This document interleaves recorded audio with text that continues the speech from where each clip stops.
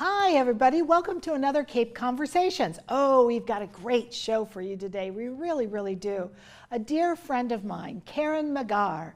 She's an author. She is just fantastic, and she's written a great book about her life as cabin crew for British Airways. Very fancy schmancy. So come along. Let's have another Cape Conversations.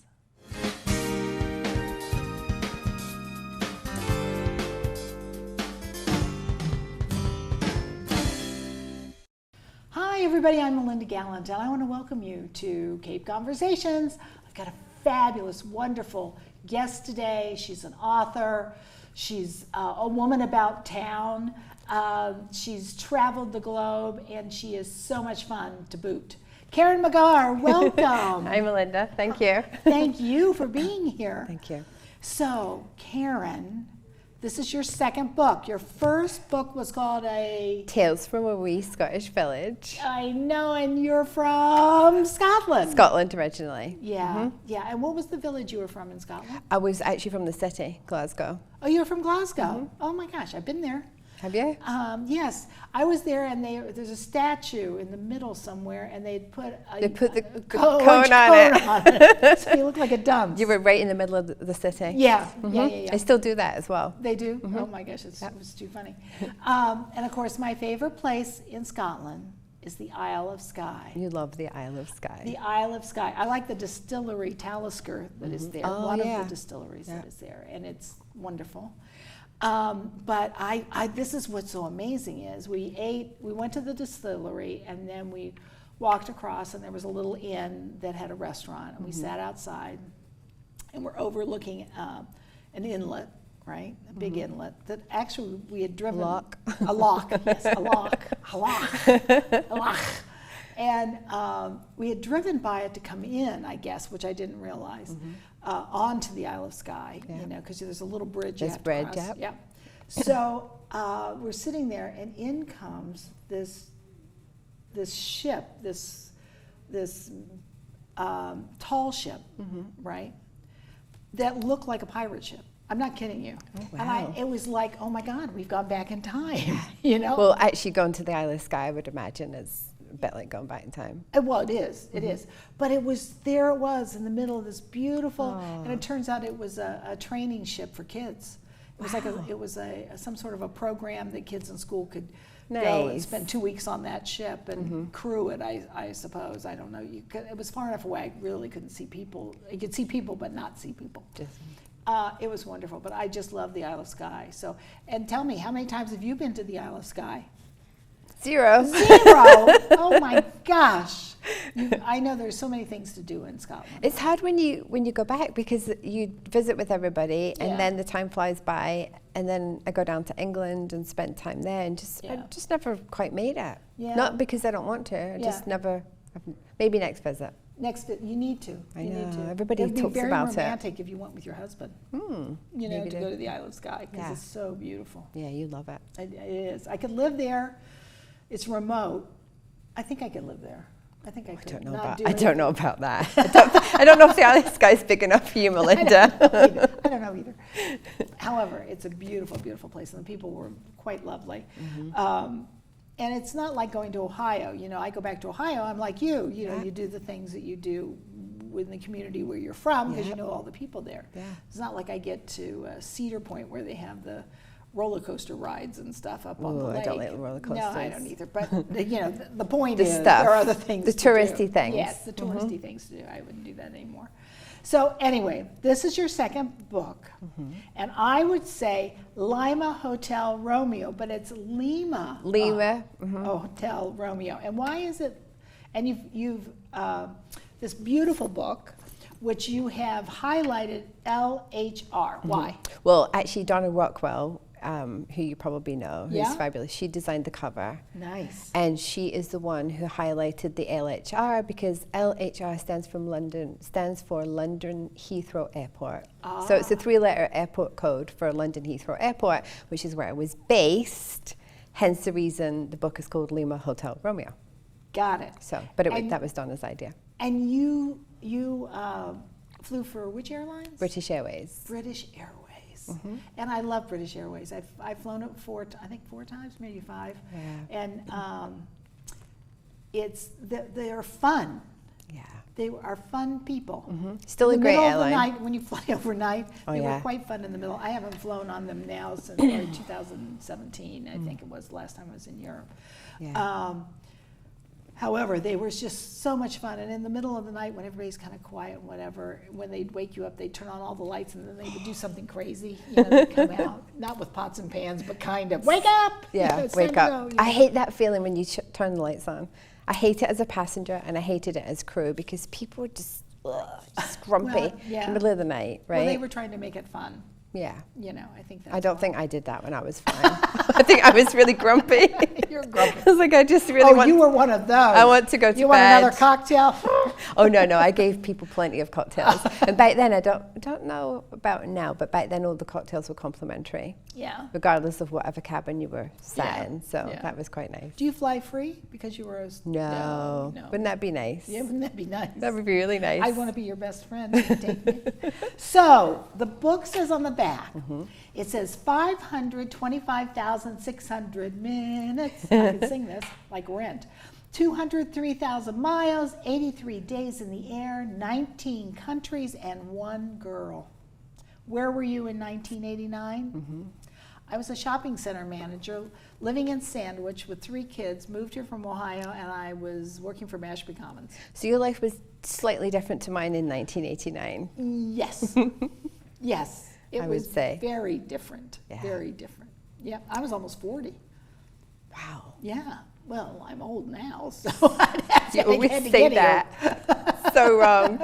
So wrong. So, how old were you when you joined the airlines? Well, I was 19 when I joined another airline called Air Europe, which was a little charter airline out of Gatwick Airport, which was great training, really, really fun airline. They still have Air Europa, but Air Europe went out of business. So I was 21 when I joined BA, almost 22. I had my 22nd birthday on my super, they call it supernumerary flight when you fly, you know, as an extra crew member, your first flight, and I turned 22 on that trip. Oh my so I was really young. Yeah. Very young. Did they give you champagne or something? We were in Saudi Arabia, so no. Oh, no, I guess not. Absolutely not. I got a chocolate cake, which was it. That was it. Yeah. Well, and that's all right. got plenty of like Coke and water. Yeah. So that was it. That was it. No That's okay. booze. Yeah. So you've written this as your memoir because it was your diary. Is that correct? Yeah, it is. It's my diary from 1989. That's I still keep amazing. a diary to this day. You do? Oh my gosh. And so did you change the names in the book? Yes. Yes? And if you've read it, you'll know why. Yeah. I did. I only read a third of it. I'm going to be honest, folks, but it is wonderful. It's wonderful. Actually, it's like reading it's like you picked up somebody's diary and you're going, oh. Never thought it would see the light of day. I've had it all wrapped up for all these years and then unwrapped it and read it and thought, I can do a book. No, I didn't actually think that. I thought I should transcribe it in case something happened to the diary and it got, you know, there was a flood or a fire or something happened. So I started transcribing it and then I made a blog out of it and I put it as a blog every day and I ended up doing 1989, 1990, 1991 and part of 1992. Well, so my question is, how long were you a flight attendant? Cabin crew. Cabin crew. Is that Cabin what they crew. are? That's what British Airways, we were known as cabin crew. But prior to that, air hostess was it was typically called. See, I always heard, Here it would be stewardess. Right. Yeah. And then flight attendant. Yeah. In the UK, you're still known as cabin crew. Cabin crew. Or, there's a lot Well, of... it gives you a little more There's a lot of fun names substantial. as well. But Like, you can't say them. no, Trolley Dolly. Trolley Dolly. I like that was one. a fun one. Okay, what's another one? Space Waitress. Space Waitress. Some of them are just so silly. It's a long time ago, obviously. Try to think of some of the others. It'll come to me. I'll tell you. It's wonderful. But cabin crew was the official, the proper title. Right, right. Yeah. And so you would fly out of Heathrow. Heathrow, yeah. And where did you fly to? All over the world? All over the world. So there were Amazing. long haul contracts and short haul contracts back then. Now there's just one contract where you do, you might go to Paris one day, you might go to Bangkok the week after. But the contract that we had then was purely long haul. So the shortest flight that we did was typically, you know, somewhere on the east coast of the States. Wow. All the way to Australia, Thailand, Wow. Singapore, Now, wherever. were you able to get off the plane and do something? Because you had layovers, right? Always. Yeah. And I used to love that because you'd fly, you know, 14 hours to Hong Kong, and 14 hours is quite a long time to be at work. Plus, you know, 2 hours check-in beforehand and a debriefing afterwards. Right. And your passengers would be getting off and they'd say, "Oh, you're going straight back to London."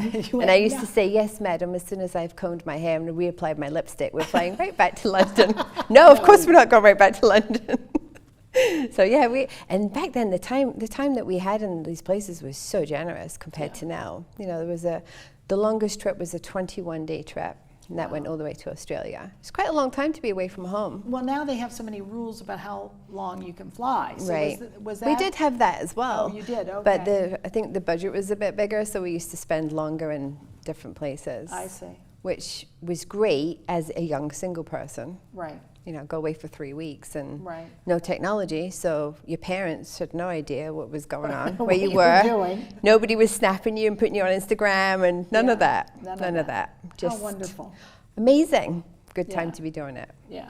Not like now, No, it's all changed so much. when everything's Yeah. recorded. Yeah, everything is recorded. And I think that's a huge difference between the book and this time is just the technology alone. Sure.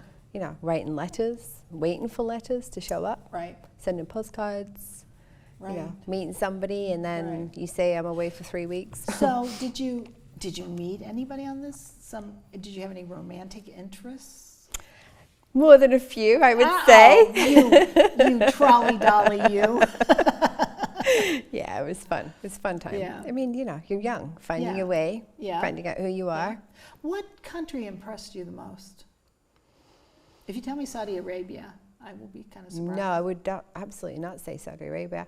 Not that there's anything wrong with that. I specifically remember my first time going to India. Oh, wow. Because The it numbers was of people? so completely different. And Bangkok was like that, just completely crowded, chaotic, so loud compared to, you know, what you'd be used to in most cities. Yeah. Just so many people.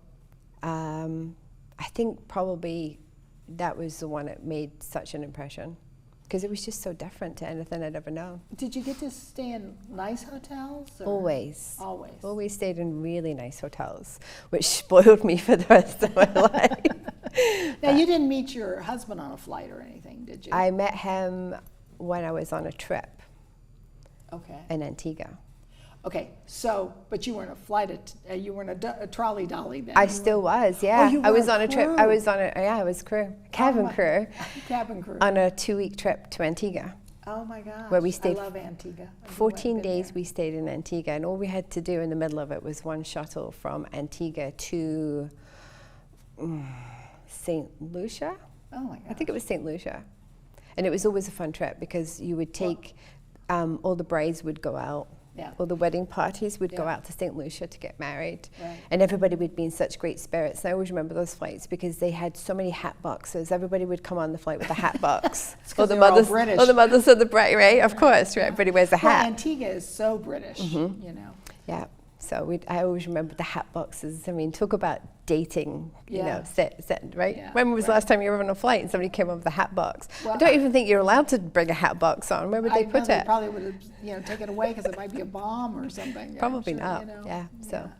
Oh, that's wonderful. So that's where you met your husband. Yes, in Antigua. And was he on vacation? Or He was he was wedding working party. for he was working for the Coast Guard, and he was on a secondment there for He a was couple on of what? years. A secondment when you get sent to Oh, I a don't different it's probably a British word. Yeah. When you get sent to a different destination to Oh, work. he was duty there. He was on duty there. Duty. He was Yeah. on duty.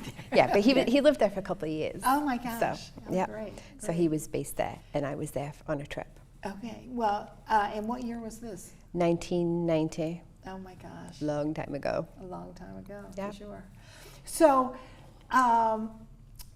what is the one? I mean, this is again, it is so wonderful because you talk about like on the 5th you're at home, on the 6th you're at home, on the 7th you're at home. And then, Karen, wake up, on the 8th. I peeled my eyes open and my mom was standing over me, frantically waving an arm up. Look, Wick just came in the post, which I love because you write it in British terms. Yeah, as my mum and dad had very broad Glaswegian accents. Yeah. And to write it without trying to attempt that, it wouldn't be them. Right. So, try and make sure that it sounds how they sounded. Sure. Well, I love that the expressions used, like used on this particular, on the 6th you were at home, and they brought out a plate of cream cakes. Oh yeah, I love What cream. are cream cakes? Cakes filled with cream. Oh. Which I still love. Okay, so it's kind of like a Hostess cupcake. No. It's so much more than that. So much more than that. Okay. Like a proper cake. Yes. With, proper cream. So, if you were going to tell me one story from here that stands out for you, what would that story be? I know there's a lot. There's so many, because I feel like the whole year was just a constant whirlwind. There's let me get this right, there's 24,859 miles circumference around the earth, Right. And so essentially that year I walked around the globe 8 times. Oh my golly. Which explains why my feet were always dirty. So to do and that, you were in heels, right? oh yeah, of course. Yeah. Of course. Because God forbid that somebody working for other people as basically a server. Yeah. You're We in had heels. we had uniform shoes, so when you were in public, you had definitely heels. Yeah. Absolutely. Nobody wore flats then. Well, that's true. That's Like true. now. I know. I walked around a shopping center in heels. How did we ever do Killed my that? feet. I Why don't did we know. ever do that? Why? Because somebody told us we had to. That's I true. don't know who the person was. I'm glad that changed. Yes. And then I used to have to wear. I wore little blouses with a tie. Did you and really? With suits. Oh, yeah. Oh yeah, it's so Yeah. different. Yeah. And then when we got on board, we would have cabin shoes, but they still weren't flat. They still had a heel, some Right. sort of a heel on them. So that was a lot of walking. No so there sneakers. was just No. nothing like that. Yeah. Nothing like that. No and, Skechers. and passengers never wore sneakers then either. Oh no! Everybody dressed up. Everybody was dressed Yeah. up. You got Everybody dressed up to came go. on the flight. The people who didn't dress up actually dress up were the first class passengers. They were the most casual passengers on the flight. Is were that the right? first class passengers. Everybody else was, dressed up to the nines. And the difference between cabin passengers and first class passengers? Attitude? No, No. Okay. no, I don't think so. Okay. I think there's They were good. just There's people. good and there's bad everywhere, no matter what cabin you're in. And who really famous did you meet? You had to have met a couple. In 1989, do you remember Jerry Hall, who Of was course. married to Mick Jagger at the time? Right. I remember She her was in making the a first big. Batman movie. Was she? Yes. I didn't remember that. Yeah. She made a big impression because she had her hair was just absolutely amazing. And it was gorgeous. It was long and blonde. Amazing. Right? Yeah. And she was about this then. Oh, of course. And she ate nothing the whole flight because I was monitoring what she was eating. I was like, You're going, how "I does she can look do like this." that? Yeah. No, I cannot do that. Bob Geldof. Remember Oh, Bob Bob Geldof from Geldof, the Boom Town? yes. He was very famous back then. Oh, he was a lot of people not- in bands. Anytime, I didn't go to LA in 1989. I didn't go to LA till the first time in 1990. Yeah. But anytime on those flights, there was always bands, Yeah. like famous bands. Yeah. A lot of people. Did you service first class or cabin? Not in the beginning. With British Airways, you have to be there for a few years before you get trained in first class, Because first class is so much different. and so much more expensive. So much more expensive. So Yeah. they're expecting more. Yeah, whereas in the American Airlines, I believe, even back then when people joined, you could work in first class or business Whatever class they or tell wherever. You, whatever the head of the crew would tell you to go. But British do. Airways, you had to be there a few years before you were silver service trained. Oh. With your little silver service kit. So I it just all sounds really old-fashioned now, doesn't Yeah. it? Just, Well, it does, but it almost sounds it's nostalgic, but it sounds nice. carving Chateaubriand in the first class galley. With I real- mean, imagine that happening now.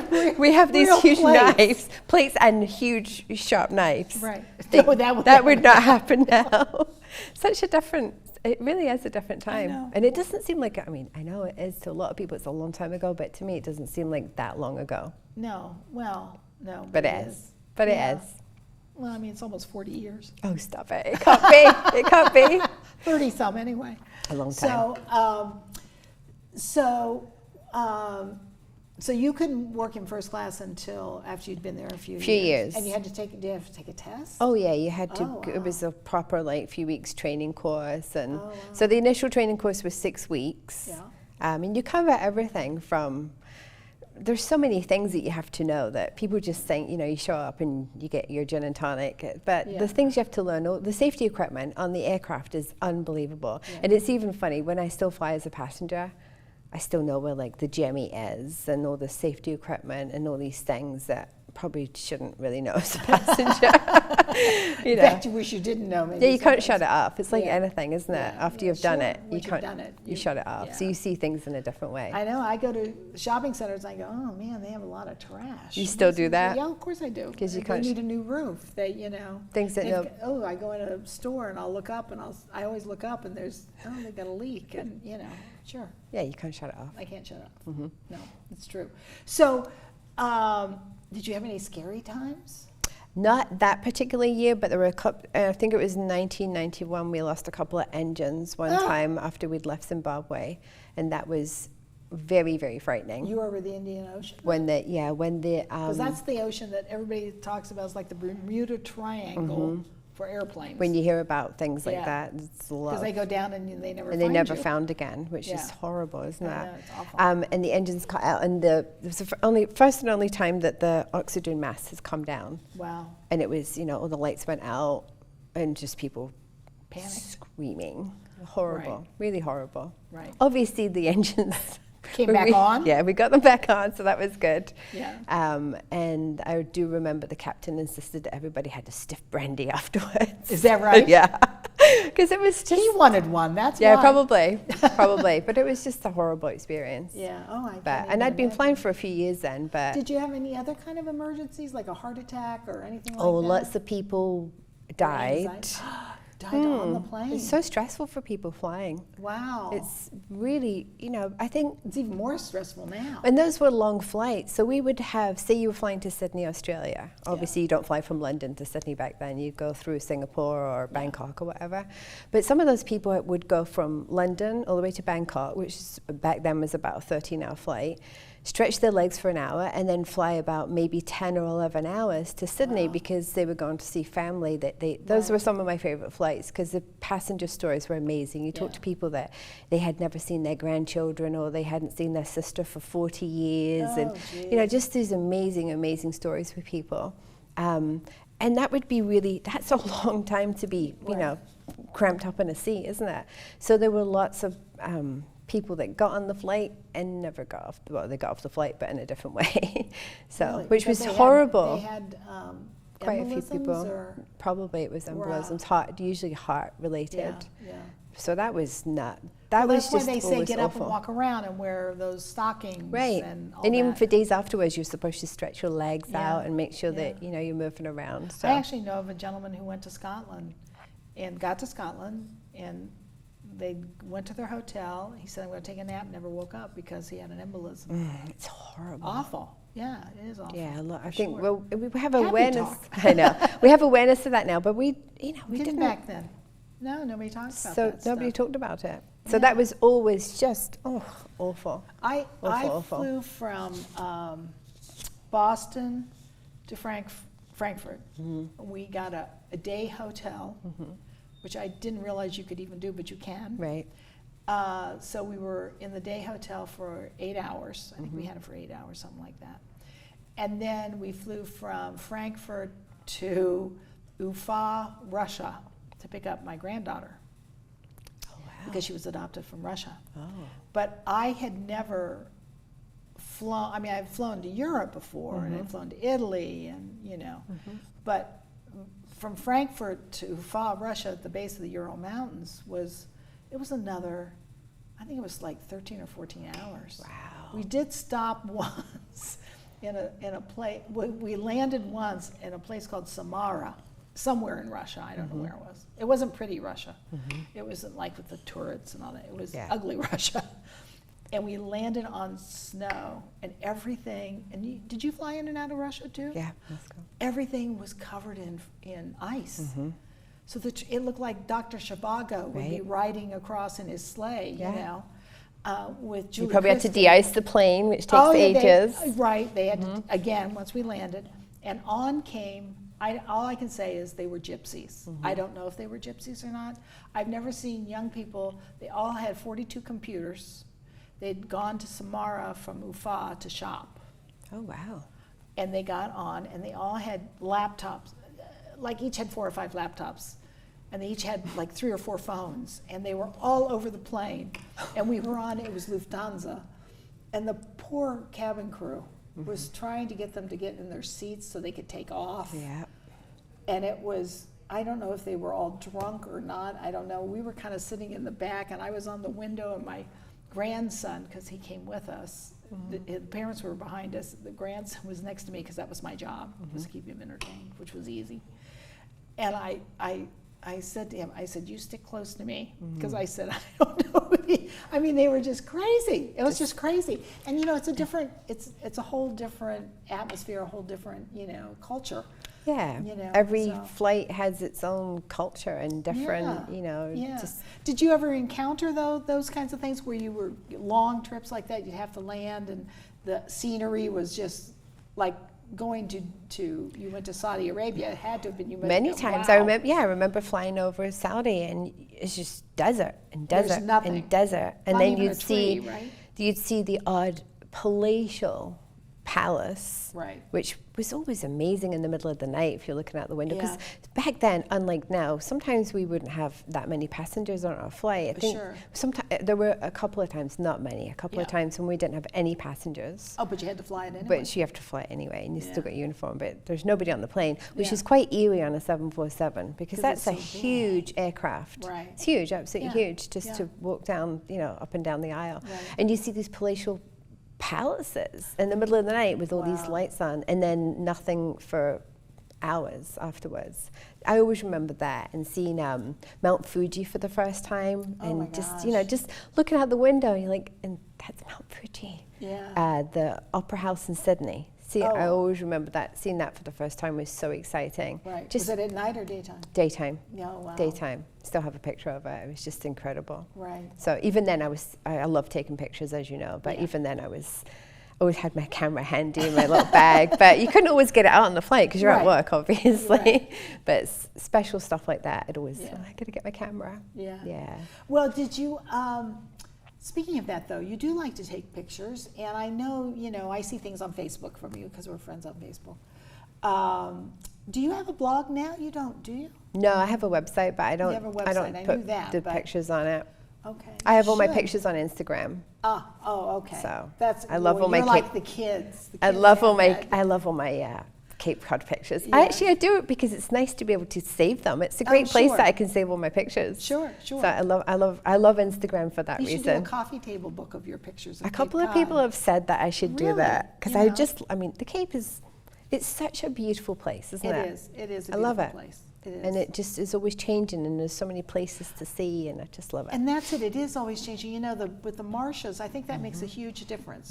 You know, it's not like living on a lake. Well, you might have changes in seasons Right. with the color of the trees and such, but on a marsh, day to day it changes. Right, let alone you the know. seasons. Let alone the seasons, Right. which it really does. Marsh behind us right now is really, really green. I know, I and, love it. You know, Going to the beach when there's snow on the beach. I know. So many people never get to see that in their entire life. I A beach know. with snow on it. I know. Or giant chunks of ice. That's right. Remember that a couple of years Yeah, ago? a couple of years ago, yeah. It's amazing. People would go and have their picture taken with That the was- giant chunks of ice. Those things were absolutely huge, weren't yeah, they? yeah. See, I love that. Love taking my pictures. There we go. Well, see, now you should do a coffee table. She's going. Next book will be a coffee table book. You've learned it right here. It's a scoop. No, I don't think that's going to be the next one, but maybe at some point I'll So do that. what's the next one going to be? So I am writing a novel, Oh. getting away from the memoir things. And what's it about? It's a love story, Oh, how lovely. and it's about a woman who goes back to the place in England where she lived 20 years prior, Oh, but wow. under very different circumstances. And that's all, That's I'm all gonna you're say gonna right now. Yeah, that's it for now. Well, you know, I think first of all, I think you're a beautiful writer. Thank you. You are. And I mean, as I said, I only read a third of this, but what I really love is you brought your parents in. Every time you went home, you brought your parents into it, you know. Well, you were living with them, Yeah, right? because I was Your home young. base, right. You know, and they had no idea.